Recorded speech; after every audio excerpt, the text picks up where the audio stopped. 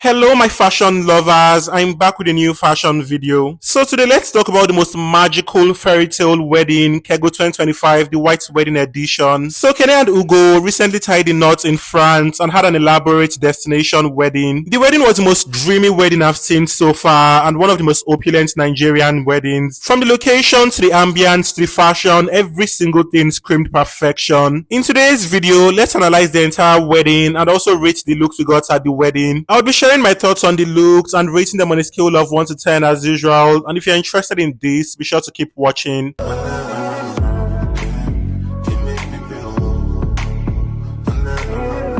So before we even get into the fashion, let's take a moment to appreciate the ambience. The wedding was held at a fancy chateau in the south of France and had a very luxurious ambience. The outdoor area of the stunning castle was filled with fresh flower arrangements that exuded opulence. The entire decor was perfectly executed and had a very welcoming vibe. I feel what I loved the most about this wedding was how unique the entire thing felt. You can literally tell that it's not just a typical trendy wedding style, but a dream come true. It's probably been the bride's dream her entire life to have this magical French fairy tale wedding, and she absolutely did. I believe the bride was very involved with the planning and very precise concerning what she wanted because the wedding felt personalized. The entire wedding felt like a literal dream and oozed European sophistication and timelessness. It's a classic European wedding and a classic display of immense wealth. Most other famous weddings we've seen so far always look very similar, and you can tell they basically just saw the planners to give them something elaborate. But I feel for this wedding in particular, the couple themselves were very precise and paid attention to every tiny detail. The wedding felt like a royal wedding and had a quite exclusive guest list, and the guests clearly understood the assignment. So speaking of the guests, let's dive into the looks at the wedding, and I'll be picking my favorite look at the end of the video. So firstly we have Frances Theodore, who was a part of the bridesmaids and opted for the champagne gold number. So the gown was made entirely of this luxurious silk fabric and featured beautiful pleats at the bodice. The lower part featured thigh-high slits and the look was styled with gold jewelry and sparkly heels. She completed the look with a sleek ponytail, a bouquet of white flowers and a stylish umbrella. So majority of the people in attendance opted for refined looks that were quite laid back. I like how she didn't go for anything voluminous or overly dramatic and just went with the soft vibe of the wedding. She looked very expensive and chic in this dress and was serving bridesmaids glamour. I'd rate this look a solid 9 out of 10. She also gave us some really good looks for the preludes, like this sexy two-piece. I love how the ensemble blended soft colors so seamlessly, as well as a really flattering silhouette. I'm also obsessed with this look she wore in Monaco while hanging out with the bride and other bridesmaids just before the wedding. I feel she was giving clean girl, giving minimalist, giving Chanel doll. I like the soft color scheme and girly essence the look had, and I also liked how she styled the look. Next we have Bella Okagwe, serving lady in red in this ensemble by 2007 by Tibali. So she had on this structured corset off shoulder blouse with a sweetheart neckline. The lower part of the blouse was flared and pleated and gave this hourglass illusion. She paired the look with a matching skirt and scarf wrapped around her neck. For accessories, she opted for a sparkly clutch and drop earrings and completed the look with his finger waves by Adefunke. So the volume of the blouse was so striking and was the main character. The other parts of the look were curated to complement the blouse, and they clearly did, and she looked so elegant in this ensemble. I feel the look was lacking a bracelet though to completely tie the look together, but she still looked absolutely good. I love the whole proportioning and fancy silhouette, and I love the spicy color as well. It's a solid 9 for me.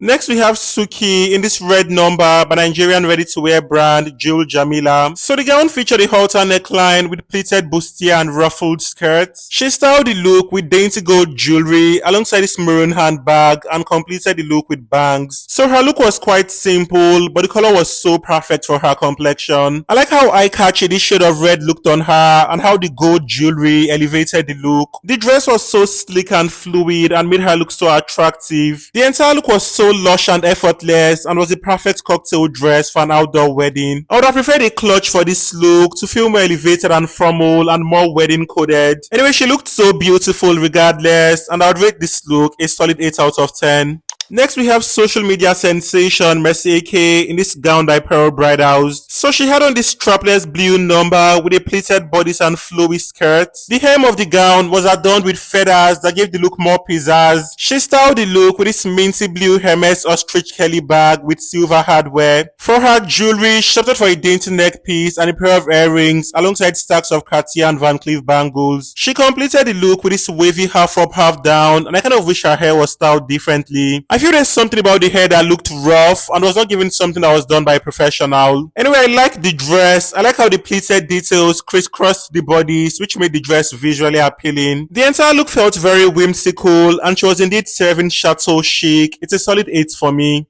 Next, we have Socialite, Efe Tommy, in this assemblage by T.I. Nathan. So he had on this sparkly suit jacket paired with a plain pants, pleated dress shirt and black bow tie. He styled the look with a crystallized brooch and few jewelry from Swarovski and completed the look with a pair of patent leather shoes from Boss. So he looked very clean and dapper in this assemblage, and I love how the look radiated softly under the sun. His choice of accessories were really cool, but I'm not a fan of the glasses he had on. I feel the glasses were quite childish and did not go well with the classic aesthetic he had going on. Anyway, he looked really polished and his assemblage was perfect for the occasion. I would rate this look a solid 8 out of 10. Next, we have the couple Kene and Ugo, and firstly we have their civil wedding looks. So if you've not seen my review of the looks at their trad wedding, be sure to check it out on my channel. I'll probably tag that video to this one. So they had their civil wedding in Lagos before flying to France, and for the civil wedding, Kene had on custom Mazel bridal. So she had on this cold shoulder blouse paired with a midi-length skirt. The blouse was embroidered with petals across the bodies and featured dainty bows at the sleeves. The blouse also had this tulle fabric that extended from the top of the bustier and cascaded behind her. She styled the look with dainty drop earrings and a pair of white sling bags and completed the look with this wavy updo. So the look was inspired by a blooming flower, which signifies love, and inspiration was reflected at the bodies with the petals and embroidery. The ensemble looked very sophisticated and had enough drama for a civil wedding look. I like the addition of the tulle fabric and how it gave the look a more interesting flair. I also like the bridal glam and hair, and she looked so pristine overall. The groom, on the other hand, kept things simple in this black suit with a white dress shirt, and I'd rate them a 9 here.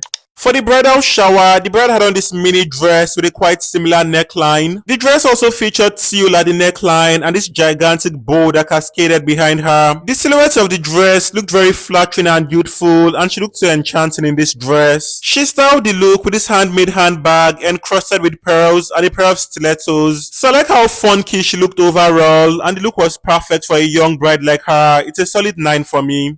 So now for the main wedding, the bride had on this assemblage by Elizabeth and Lace Bridal, while the groom had on custom Dior. The bride's look was styled by famous bridal stylist, the wardrobe manager, and she did a fantastic job with this look. The assemblage included a voluminous silk number that was softly ruched to give a more appealing texture. She paired the look with this elegant cape that gave the look more edge and crowned the look with this really lengthy veil. For accessories, she opted for a bouquet of white flowers and a pair of embellished see-through gloves. For her jewelry, she had on dainty diamonds by Messika and the wedding band courtesy of Cartier. So this has to be the most elegant bridal look I've seen so far, and she was serving European royalty. She exuded so much poise and opulence, and the modesty made the entire thing even more perfect. I also like what she did with her glam. Her makeup artist Arike gave her a clean beat. The hair was also slayed to perfection by Posh Class, and the entire look was so divine. The look had the typical traditional grace the Elizabeth and Lace bridal brand is known for, and Kene carried the look so well. The groom, on the other hand, kept things very classy and polished in custom Dior, which is actually a big deal. Having a globally recognized brand such as Dior custom make something for you obviously doesn't come cheap. Imagine having your dream wedding in France and having one of the biggest French fashion houses custom make something for you. I love how this entire wedding reflected affluence and was such an inspirational occasion. They both looked incredibly good and timeless here, and I would rate them both a solid 10.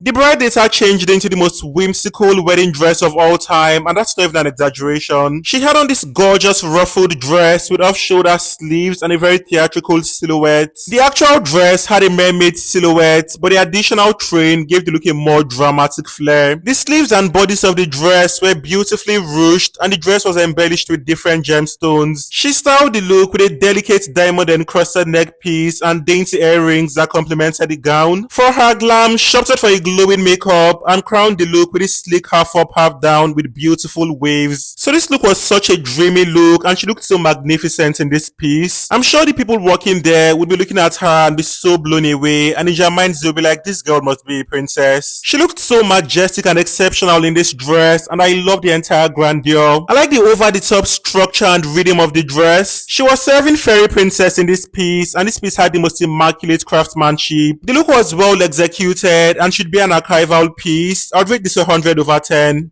For her final look, she gave us a splendid ensemble by House of Mavi. So the ensemble included this off-white strapless lace gown. The gown was intricately beaded to create floral illusions, and she styled the gown with a floral cape. The cape was made of this organza fabric and featured 3D floral motif that flowed beautifully. She styled the look with a pair of silver Rene Caovilla heels and diamond jewels. For her glam, she opted for an impeccable dewy makeup and crowned the look with this curly updo. So this look was way more effortless than her other looks, but felt equally elegant. I like how the dress was quite laid back and how the coat made the look quite extra. I feel Kene is really in her element, and you can tell she has waited for this moment for a really long while. She has served so many iconic looks, and I'm sure she has had them in mind for quite a while. From her iconic pre-wedding look by Zainab Sapphire to this ensemble by Kikere, down to her show-stopping introduction look by Tubo Bereni, and then her trad wedding look by Emi Agomi, and my all-time favorite trad wedding look by Imagine by Bukola. Every single look she has given us has been so iconic, and this was the best look to end the entire wedding shenanigans. I would rate this look a solid 10 as well.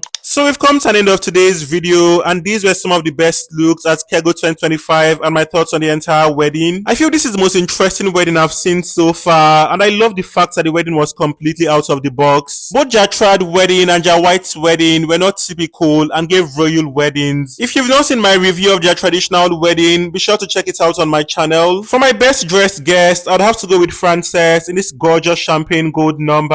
I would love to know your thoughts on these looks in the comments as usual. Who was your own best dressed? If you enjoyed this video, be sure to give this video a thumb up to help the algorithm push it to more audience. If you are yet to subscribe, please do not forget to subscribe as well. Shout out to all my returning subscribers. You're like the absolute best. Bye for now and see you all in my next video.